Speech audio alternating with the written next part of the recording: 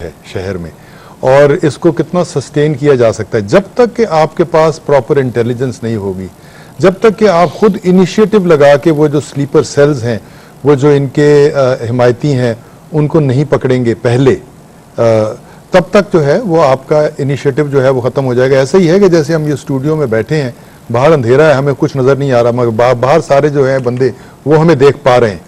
तो ये टेररिस्ट और लॉ इन्फोर्समेंट एजेंसीज का भी यही हाल हुआ है कि लॉ इन्फोर्समेंट एजेंसीज तो खड़ी हैं, वो तो एक रोशनी में है, मगर टेररिस्ट जो है वो छुपा हुआ है। तो इसमें इंटेलिजेंस गैदरिंग और उसके बाद एक्शन। अनफॉर्चुनेटली एक और एंगल भी है कि सूबाई हुकूमतें जो है ना, वो टेररिस्ट जो वहाँ उनके शहर में हैं, अगर वो उनके शहर को तंग नहीं कर रहे और वो वहां से किसी और जगह ऑपरेट कर रहे हैं, तो ज्यादातर सूबाई हुकूमतें जो हैं उनको थोड़ा सा दरगुजर कर लेती हैं। ये कराची में भी, लाहौर में भी यही हाल है। ये एक चीज है जो कि खतरनाक है। अमीन शहीदी साहब, क्या आप ओनस किधर आप देख रहे हैं? क्योंकि अब एक लड़ाई लड़ी जा रही है, पूरी कौम उसके लिए अब तैयार है, लेकिन ये जो शहरों का फॉल बैक है, इसको आप कैसे? नूरानी साहब ने बड़े अहम नुक्ते की तरफ इशारा किया है, और मैं भी इस हवाले से काफ़ी खबरें रखता हूँ कि क्या सूरत हाल है शहरों में इस वक्त। अगर कराची ही को देखें, कराची में नबी बंगश साहब इस बात की गवाही देंगे कि ANP की सारी लीडरशिप को या उड़ा दिया गया है या फिर वो ज़ेर ज़मीन चली गई है। उनके दफातर पर इस वक्त जो है तालिबान का कब्जा है। यानी कराची की सूरत हाल इस तरह की है।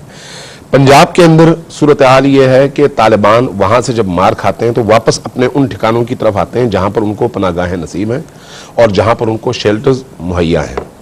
खुद अलकायदा और तालिबान के लोग इस वक्त जो है अफगानिस्तान की तरफ भाग रहे हैं। उनमें से कुछ लोगों को इराक पहुंचाया जा रहा है। जैसे मैंने पहले भी अर्ज किया कि जाहिर है एक इंटरनेशनल गेम का हिस्सा है ये, तो वो जो ऊपर बैठी हुई कुव्वतें हैं वो इन कुव्वतों को जा बजा करने में अपना रोल प्ले कर रही हैं।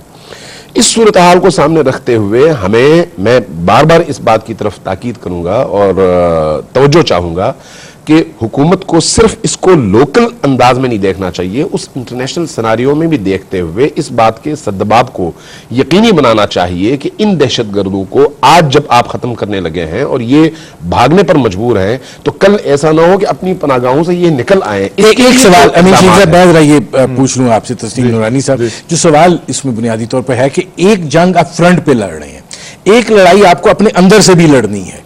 अब क्या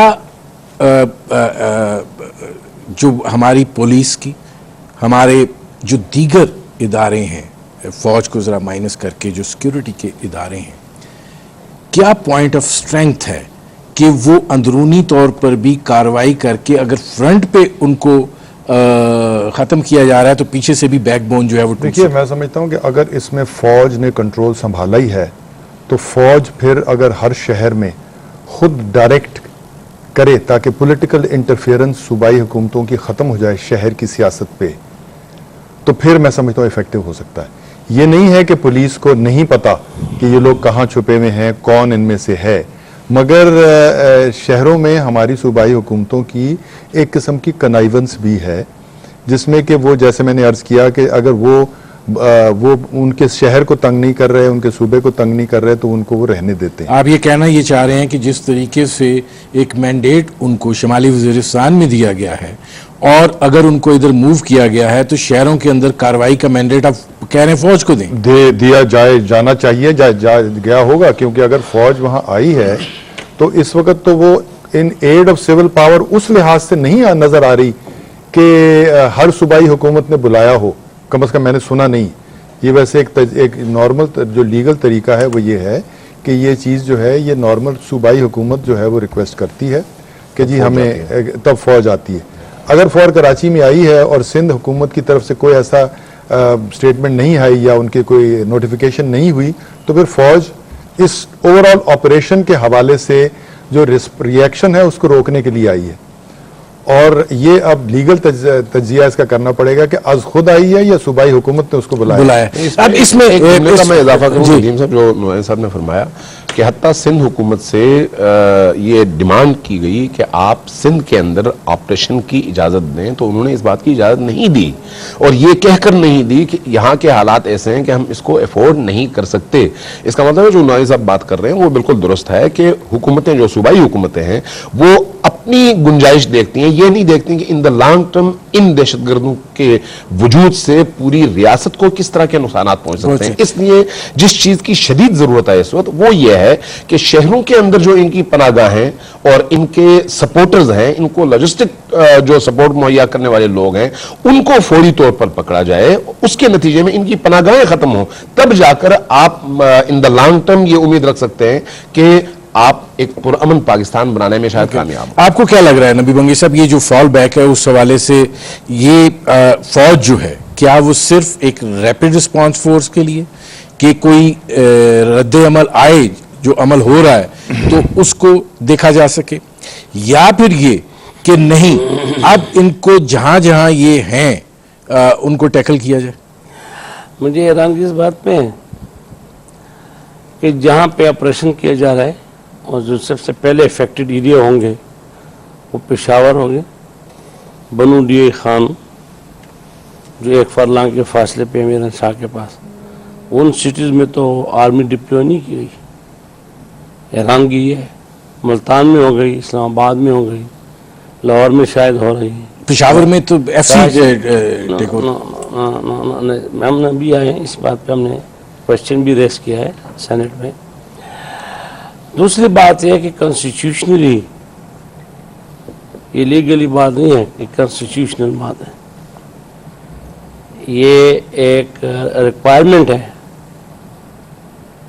कि जब तक सूबाई हुकूमत रिक्वेस्ट ना करे आर्मी वहाँ नहीं जा सकती।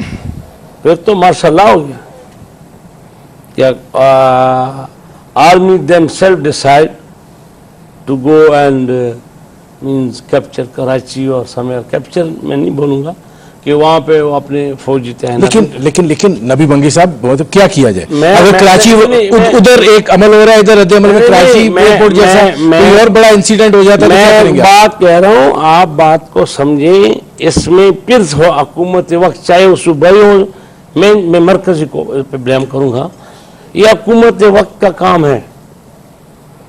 जब हम पख्तूनख्वा में 2009 में ऑपरेशन करने चले थे तो सब स्टेक होल्डर ऑन बोर्ड थे। अब सूबाई हुकूमत ने खुद कहा कि हाँ हमें आर्मी की ज़रूरत है, ठीक है। अभी अगर कराची में बदअमनी है, रेंजर और पुलिस से नहीं काबू हुआ और इतना बड़ा इंसिडेंट हुआ, कोई कहता है वही बात हुई कि आपका काम है, कोई कहता। प्रोग्राम का बकिया हिस्सा इस न्यूज ब्रेक के बाद